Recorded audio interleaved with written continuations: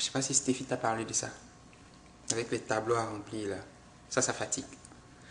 So, il faut bien comprendre ça. Quand tu vas passer au réseau et puis les problèmes de transport, tu auras moins d'efforts à fournir parce que tu auras déjà compris ces choses-là. Donc, tu n'auras pas besoin de revenir à ça.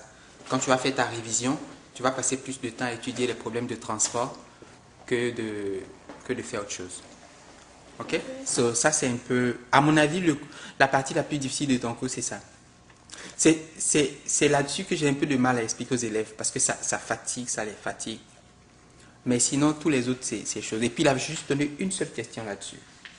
C'est pas difficile, mais je pense que c'est plus difficile que tous les autres. Chapitre 9, c'est les critères de bail et autres, tout ça. Mais tu sais, Ange, tu as quoi? Tu as juste un mois. Hein? Il te reste juste un seul mois.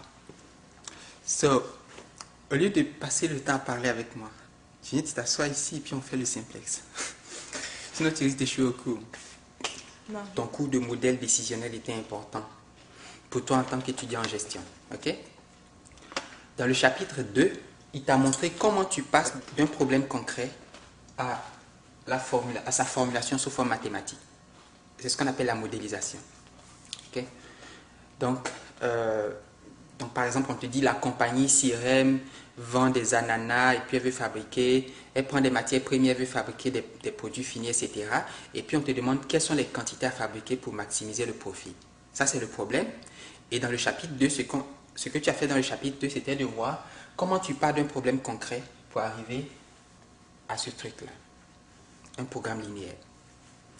Et puis dans le chapitre 2, tu ne savais pas comment résoudre ce truc-là. Mais comment tu faisais pour résoudre? Excel.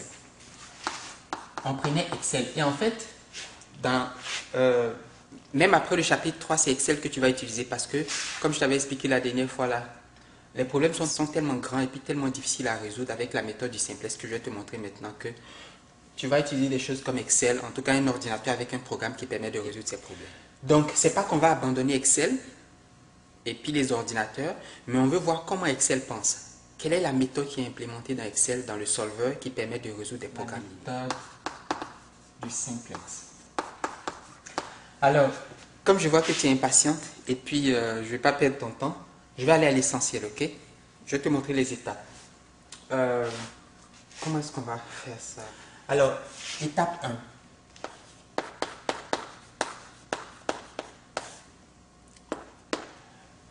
Tu vois ici, tu as les contraintes d'inégalité. Inférieur ou égal, inférieur ou égal, inférieur ou égal. Ici, tu as supérieur ou égal. Qu'est-ce qu'on va faire, à ton avis? On va transformer ces contraintes d'inégalité en des contraintes d'égalité. Ça, c'est la première étape. En ajoutant ce qu'on appelle des variables d'écart. Ici, ce sont des variables d'écart. Je vais t'expliquer pourquoi on dit variables d'écart. Et puis, dans d'autres cas, peut-être si on prend un autre problème, ça sera des variables d'excédent. Donc, tu as deux types de variables. Des variables d'écart, on peut dire aussi variables de déficit. Et puis, quand tu as des contraintes supérieures ou égales, c'est variable d'excédent. OK?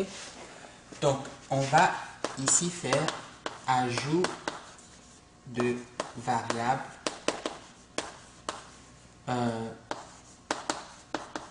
d'écart. Et on ajoute des variables d'écart parce qu'on veut changer un système d'inéquation en un système d'équation. OK? Donc, ici, c'est pour passer d'inéquation à des équations. Alors, je reprends le problème, le programme linéaire. Z égale 150x1 plus 100x2. Maintenant, je te demande 2x1 plus x2 inférieur ou égal à 1500. Comment tu fais pour passer de quelque chose qui dit inférieur ou égal à quelque chose qui dit égal? Parce que cette quantité-là, elle est inférieure ou égale à 1500. Suppose que je te dise, Ange, tu as en banque une certaine quantité d'argent que je ne connais pas, mais c'est inférieur ou égal à 1500. Alors, à ton avis, est-ce qu'il faut ajouter ou bien est-ce qu'il faut retrancher de ton compte pour avoir 1500? Si c'est inférieur ou égal, est-ce qu'il faut ajouter quelque chose ou est-ce qu'il faut retrancher? Tu as une quantité d'argent. Oh, ajouter. Il faut ajouter. OK? Donc, ça veut dire qu'on va ajouter. Donc, tu vois, c'est cela qu'on dit les variables d'écart, on va les appeler ici des variables de déficit. parce qu'il manque quelque chose pour atteindre 1500. 1500 inférieur ou égal à 1500, inférieur ou égal à 1200, inférieur ou égal à 500. Donc, il y a des manques pour atteindre ces valeurs. Donc, tu comprends pourquoi on dit déficit. On va ajouter plus. On va ajouter des variables d'écart positives. Donc, je dis 2x1 plus x2 plus quelque chose que je ne connais pas égal à 1500. Mais ce quelque chose doit être supérieur ou égal à 0. Tu es d'accord avec moi? Et ici, qu'est-ce que ça va faire? x1 plus x2 plus e2. E2. Alors, ici, je mets E1. Je vais laisser un peu d'espace et puis écrire E2 égale 1200. Et puis ici, x1 Plus égale 500.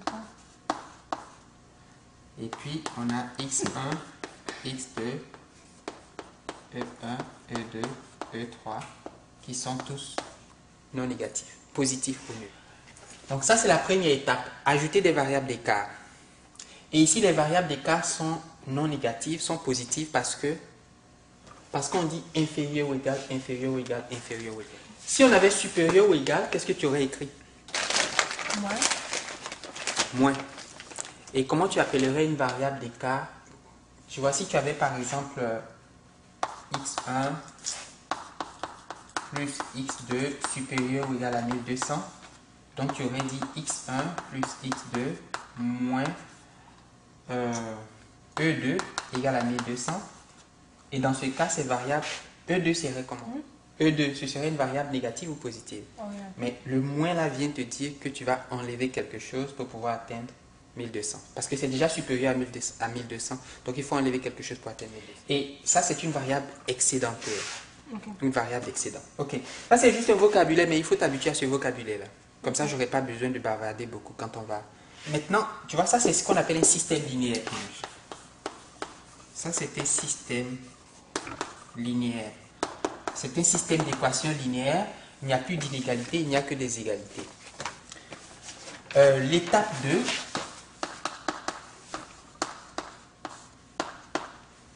on va chercher ce qu'on appelle une solution de base réalisable. Okay? Recherche d'une solution initiale de base admissible ou bien réalisable. Admissible ou réalisable. Parce que je vois que dans ton cours il dit réalisable, donc je vais utiliser son vocabulaire. Alors, tu vois, tu as combien de variables ici, Ange? 5 variables. Tu as combien d'équations? Non, une équation. Max des Z, ça veut dire qu'on veut maximiser Z. Okay, C'est pas une équation. Donc tu as 3 équations. Mais c'est 4. Comment ça 4? Non, attends, équation. Ok. Équation c'est égal. Ok, 4. Ok. 3. Tu as 3 équations. Et puis tu as combien de variables? 5 variables. Ok. Pour trouver une solution de base admissible, Ange, regarde ce qu'on va faire, ok? Tu as vu ce système-là? On va écrire la matrice des coefficients. Est-ce que tu sais c'est quoi une matrice unité? Tu as fait algèbre, hein? Si je te donne par exemple 1, 0, 0, 1, ça c'est une matrice unité. Et si je te demande de construire la matrice unité 3 par 3, à quoi ça va ressembler? Oui, parce que ici tu as 1, 0, 0, 1. Si je te demande de faire, ça c'est 2 par 2. Si je te demande 1, de faire... 0, 0. Oui, 0, 0. Oui. 1, 0. Oui. 0, 0, 1. Voilà. Et puis 4 par 4, etc. Tu vois, chaque fois qu'on a ajouté des variables d'écart, on va écrire la matrice des coefficients et puis on va chercher des structures de matrice unité. Si tu vois une matrice unité, alors les colonnes vont représenter pour nous des variables de base. Et puis, ceux qui ne forment pas une matrice unité vont représenter des variables hors base. Donc, tu as 1, 2, 3, 4, 5 variables. Et parmi ces variables, il y aura des variables de base et puis des variables hors base. Maintenant, comment on va savoir quelles sont les variables de base et puis les variables qui ne sont pas de base? C'est en cherchant, tu vois, en cherchant des matrices unités dans la matrice des coefficients. Donc, ici, j'ai 5 variables. et je me demande quelles sont les variables qui vont faire partie de la base, quelles sont les variables que je vais appeler variables de base, et puis les variables que je vais appeler variables hors base. Et pour trouver les variables de base, je vais chercher une matrice. Une matrice, ça c'est très important. Alors, écrivons la matrice des coefficients. Ici, tu as quoi? Donc, tu laisses ce truc-là, tu prends seulement les équations. C'est pour cela que je t'ai demandé, on a combien d'équations? On a 3 équations. 1, 2, 3. Regarde les coefficients. J'ai 2, 1, 1. Le coefficient E2, il n'y a pas de E2 ici. Donc, c'est quoi? Et puis, pour E3, 0. Et puis ici, 1, 1, 1. Et puis 0, oui. 1, 0, Puis ici. 1, 0, 0, 0, et puis 1. Maintenant, dis-moi si tu vois dans cette matrice-là quelque chose qui ressemble à une matrice unité. 1, 0, 0, 0, 1, 0, 0, 0, 1. Ça peut être même au milieu. Oui, c'est-à-dire que lui, cette colonne aurait pu être ici. Alors c'était au milieu. Ce qui est important, c'est de trouver, tu vois par exemple, quand je dis, là j'ai exhibé une matrice unité, je vais dire, cette colonne, elle correspond à quelle variable? Tu vois, lui il correspond à quoi? À x1. Lui il correspond à quoi? x2. Pardon. E1, E2, E2, E3. E3. Donc, E1, E2 et E3 forment une matrice unité. Donc, ces variables-là vont constituer pour nous, au départ, les variables de base. Et puis, x1 et x2, tu vois, j'ai pas une matrice unité ici, donc ce sont des variables. Donc, ces deux variables-là vont être hors base, alors que ces variables-là vont être dans la base. Donc, si tu regardes ce qu'on a fait, on avait un système d'inéquation. C'était le programme linéaire initial. On a ajouté des variables d'écart. On a transformé le système d'inéquation en un système d'équation. Et puis, on a dit que les variables d'écart, en fait, sont des variables... donc, toutes les variables sont non négatives. Je cherche une solution initiale de base, tu vois le mot base là, et qui est admissible. Ça veut dire qu'il satisfait toutes les contraintes du programme. Alors, comment on va faire pour trouver cette solution? Parce que la méthode du simplex, là, c'est une méthode... La méthode du simplex, c'est une méthode itérative. Donc, ça va construire des lexiques, des choses qu'on va appeler des lexiques. Tu vas voir, je vais te montrer tout à l'heure quand on va faire les lexiques. Mais pour commencer la construction des lexiques, il faut commencer par trouver une solution initiale. Lui, il veut que tu lui donnes une solution initiale. À partir de la solution initiale, il va faire un paquet de trucs, des itérations. Et puis, de proche en proche, il va trouver la solution finale, si cette solution existe. Maintenant, comment on fait pour trouver la solution initiale? Ce que j'appelle ici solution initiale de base admissible ou réalisable. Tu prends la matrice des coefficients et puis tu cherches une structure de matrice unité. C'est-à-dire, ici tu as 1, 2, 3 variables d'écart. Donc tu dois avoir une matrice 3 par 3. Alors, si cette colonne-là se retrouvait ici, tu allais dire, bon, c'est pas grave. Donc, x1, E2 et puis E3 sont dans la base. Si, je dis bien si, si lui il était ici. Donc, tu n'as pas besoin d'avoir, la matrice n'a pas besoin d'être comme ça dans un seul coin. Tu vas simplement te demander où sont les colonnes que je dois mettre ensemble pour pouvoir former une matrice unité. Et ce sont ces colonnes-là. Ces colonnes-là correspondent à des variables et ce sont ces variables-là qui seront dans la base. Et puis ceux qui ne forment pas une matrice unité ne seront pas dans la base. So, que va x1, x2? Alors, si x1 égale à 0, x2 égale à 0, comment on va faire pour calculer les variables qui sont dans la base? Ici, il a trouvé X, il a dit choisissons X1 et IE1 comme... Non, non, non. Mais il fait ça. En fait, là, il est en train d'expliquer. Moi, je t'explique comment est-ce que tu vas faire pour pouvoir trouver la solution optimale. Je ne suis pas tout ce qu'il raconte. Il a mis des détails dans ton cours pour pouvoir illustrer certains points. Si tu veux, après, je peux revenir à ces points. Mais je dis, si tu te donne un problème à l'examen, il te dit, voilà un programme linéaire. Applique la méthode du simplex pour pouvoir trouver. Je te donne la liste des étapes que tu dois faire. Il n'est pas choisi ce qu'il est en train de faire ici. Je fais exactement ce qu'il fait. Mais j'ai dit que dans son cours, là, il a mis parfois des trucs pour pouvoir illustrer certains points. C'est un peu comme si je suis en train de te parler de moi et puis je fais intervenir quelque chose qui n'a rien à voir avec le sujet, mais pour pouvoir illustrer quelque chose. Et puis après, je reviens à mon sujet. Tu vois, il dit quoi? Ouais, dis-moi, qu'est-ce qu'il dit? Choisissez X et Y. Oui, tu vois, et puis à la fin, qu'est-ce qu'il dit? J'ai pas mes lunettes. Hein. Cette solution correspond à un point E qui n'est pas admissible. Parce que c'est négatif, tu vois, moins 300. Et ce que, regarde ce que j'ai écrit ici. C'est cela que je dis que moi, je suis la méthode. Je dis, je cherche une solution initiale admissible. Donc, tout ce que je vais trouver doit satisfaire les contraintes du système. OK? Maintenant, comment est-ce qu'on va faire pour trouver E1, E2, E3? Parce qu'on connaît X1 et X2. Et je rappelle que on a fait X1 égale à 0, X2 égale à 0 parce que X1 et X2 sont des variables hors base. OK? Et à partir de là, on va pouvoir trouver les variables de base, les valeurs des variables de base.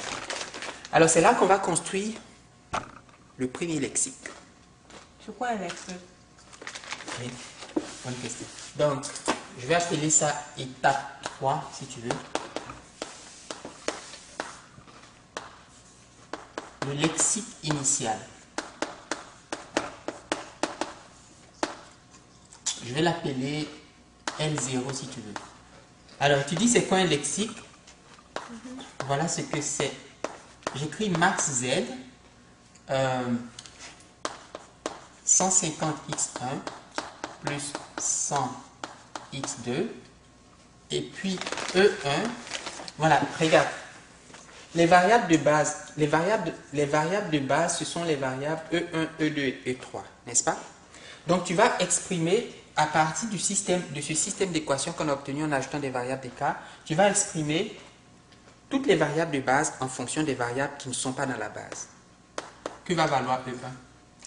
Bon, j'écrirai 1500 moins 2x1 Bah, ici, et puis E2, 1200 oui, moins X1 moins X. et puis E3, quoi? 500 Moins X1. moins x1. Et évidemment, il faut ajouter que x1, x2, toutes ces variables sont non négatives. Ça, Marie-Ange, c'est le lexique initial. Est-ce que j'ai répondu à ta question? Donc, c'est quoi un lexique? Dans le même point. Oui, mais pas n'importe quelle variable, ce sont des variables de base. Ce sont les variables qui sont dans la base qu'on va exprimer en fonction des variables hors base. C'est ce qui va nous permettre de construire le lexique. Maintenant, comment tu fais pour trouver la solution qui correspond au lexique initial? Parce qu'à chaque lexique correspond une solution admissible ou une solution réalisable. Donc, on va trouver la solution. Quelle est la solution de ce problème-là? Solution du lexique L0, L pour lexique et puis 0 pour initial. On a dit que x1 était égal à 0, x2 à 0, donc je vais écrire, je mets x1, je mets x2, et puis E1, E2, E3. x1, il vaut quoi? 0. x2, il vaut 0. E1, alors si x1 égale à 0 et que x2 vaut 0, que vaut E1? 1500. Et E2? 1200. Et puis E3? 500. Et que vaut la valeur de Z pour le lexique initial? J'ai même envie de mettre x0, un vecteur. C'est pas. Que vaut Z0? La valeur des ailes. Donc, 150 fois 0 plus 100 fois 0, ce qui fait 0.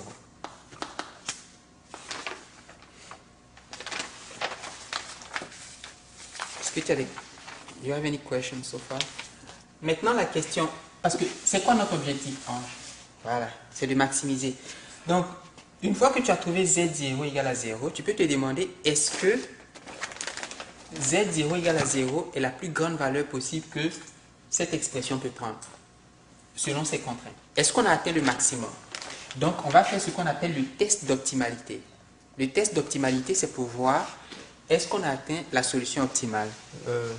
C'est quoi le lexique adjacent? Ok, ça c'est encore des détails. Le lexique adjacent, deux lexiques sont adjacents, ça veut dire que, regarde,